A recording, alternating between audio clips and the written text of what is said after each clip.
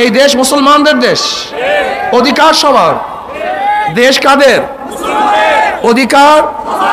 রাস্তা বানিয়েছে আমি, চলার অধিকার সবার। প্রতিষ্ঠান করেছে আমি, পড়ার অধিকার সবার।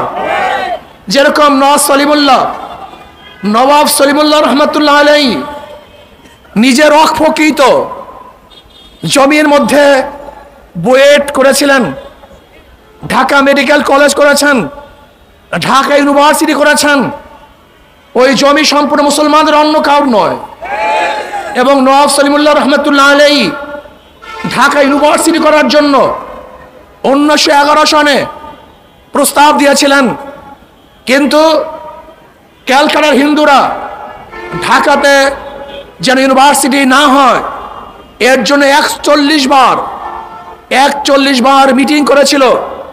সেই গড়াইয়ের মাঠে রবি ঠাকুর তার নেতৃত্বে ব্রিটিশদের কাছে দরখাস্ত করেছিল যেন ঢাকাতে ইউনিভার্সিটি না হয়, তাহলে মুসলমানরা শিক্ষিত হয়ে যাবে, মুসলমানরা শিক্ষিত হয়ে যাবে।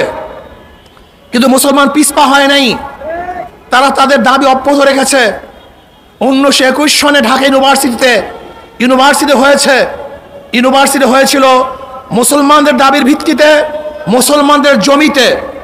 মুসলমানদের ইউনিভার্সিটি পড়ার অধিকার সবার, মুসলমানদের ইউনিভার্সিটি পড়ার অধিকার।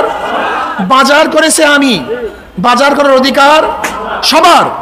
এদেশ মুসলমানদের, অধিকার সবার।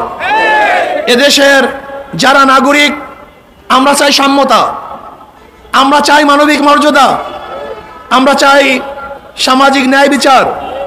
মুসলমানদের দেশ, অন্যান্য ধর্ম অবলম্বী যারা আছে তারা সমান হারে তাদের ধর্ম পালন করবে, নির্বিঘ্নে ধর্ম পালন করবে। আমি হিন্দুদেরকে বলবো, আগামী দুর্গাপূজা আসতেছে, বুক ফুলিয়ে আগের চেয়েও উৎসবপূর্ণ মুখরিত করে দুর্গাপূজা করবেন। আপনাদের নিরাপত্তা দেওয়ার দায়িত্ব আমাদের সংখ্যাগরিষ্ঠ মুসলমানদের। কিন্তু খবরদার